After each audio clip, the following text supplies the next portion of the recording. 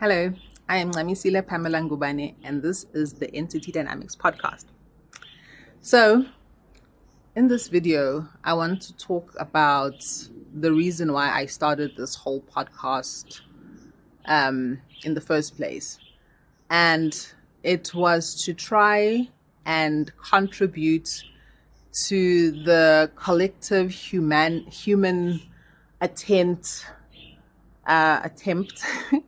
to deal with the issues that beset us as humans, right?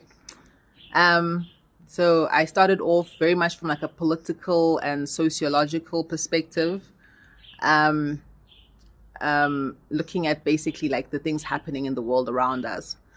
And then I realized that, there are certain spiritual principles that we humans claim to live by, but which we actually don't analyze. We just kind of take it for granted that we believe these things and we leave it at believing.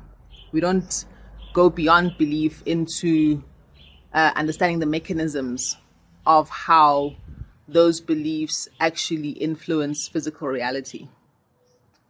And now I'm more at a point where I'm saying that there's a need to bridge the gap between what's happening outside and what's happening inside us as individuals. So I came up with this idea of a culture of economic consciousness. And I referenced one philosopher whose surname is Saint Germain, who speaks about economics or economic development as being a spiritual issue, right? Where very much how you see the world, how you see yourself is going to influence how you interact with the world, right? And I think right now, in the course of human evolution, a lot of us as humans on planet Earth are starting to ask ourselves, is this what we want our planetary experience to be? I think we've moved past as humans this stage in our evolution of looking to leaders to tell us, looking to saviors to save us, and starting to see that we as individuals have to actually be the leaders of our own lives, and be the saviors of our own selves and our society, and I think it also speaks to a realization. Well, this is my perspective, at least, is that I think we're coming to understand, or we must come to understand, I believe, that revolutions are not the path to progress. Revolutions are not the path to progress in terms of thinking that a quick fix is going to be the answer to the problem that we have.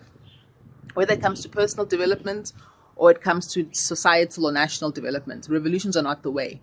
And in fact, if you look at all the revolutions of the past, like the French Revolution is probably the most famous one we all know about,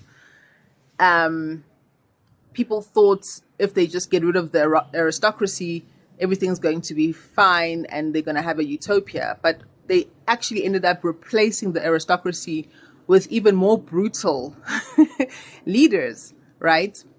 And the reason is because there was no cultural development which went alongside the revolution or which preceded the revolution, which laid the groundwork for the revolution.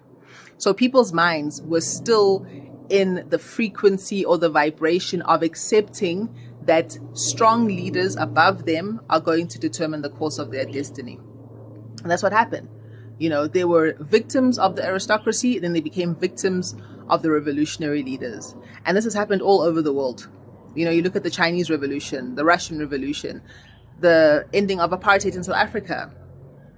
People were not empowered through cultural development, through the development of a worldview of self-determination that would allow them post-revolution to become co-creators with those who were in the position of leadership as much as those who articulated the aspirations of the people. That's what Martin Luther King said a leader was, someone who can articulate the aspirations of the people. Okay, so there were people who articulated the aspirations, but the people themselves did not see themselves as co-creators of the systems and processes through which those aspirations would be realized. They left it to the leaders to realize those aspirations for them. So they outsourced their creative potential and capacity to those leaders. And this is what we find happening all the time, you know. And as human beings in general, as people, there's a lot of disempowerment that happens. You know, we give our power to teachers and clergy people in whatever religious institutions we belong to, our parents beyond the time that they are taking care of us as children, our friends because we want to be liked, so we'll diminish certain aspects of ourselves to fit in, all sorts of things where we have aspirations for peace, safety, love, acceptance, but we outsource them to other people. And so then we end up finding ourselves in situations that are disempowering and sometimes where we're being taken advantage of because we actually have not been doing what we have to do ourselves to attain the goals that we want to attain. And this also happens in terms of revolutions. Now, there have been some successful revolutions, like the American Revolution of 1774, 1776. However, the reason why the American Revolution was successful is because it was actually preceded by about 150 years of a culture of self-determination on a national basis. Okay, so if you look at the people who left Europe to go to America to found the 13 colonies initially, and then etc., you know, expansion into the West, those people had already decided that they want to live in a society of self-determination where the culture was democracy. They were fleeing religious persecution, political persecution. They were tired of living under the monarchies of Europe. They wanted a democratic society. And so they went to America. And if you look at the societies that were established in the Americas, in what is now the United States of America, those were communities that were self-governing. They elected their leaders, you know. They looked very much to Greece and Rome, where they had the Senate, you know, and the sort of parliamentary type of system where they had elected representatives, or at least representatives that were trusted to represent their interests in the public forum, right? And so by the time the revolution came of 1774 to 1776, and they drafted the Declaration of Independence, there was already generations that had gone past who accepted that self-determination on a societal and national basis was the norm. So by the time they threw off the yoke from King George, they already were a free-minded people. Okay, they weren't like the French. And that's why the American Revolution was successful, because it was already undergirded by a culture of self-determination. So the reason why I talk about the need to establish a culture of economic consciousness is because if we can start to grapple with the economy and the economic state of our world, that will cut to the quick of the real issues on a macro level and on a micro level, of what it is actually that is the mechanism through which we are disempowered and through which we perpetuate our own disempowerment. There was a famous person, I don't know if it was Rothschild or Rockefeller, a Rothschild or a Rockefeller, who said, "Give me control of a nation's money and I don't care who makes the laws."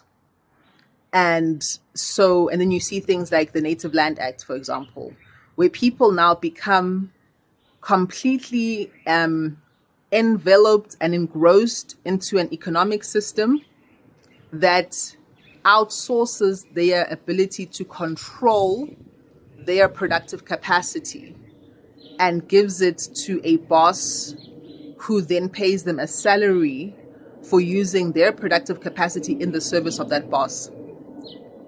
So this is an issue which I'm going to talk about some more in the next video.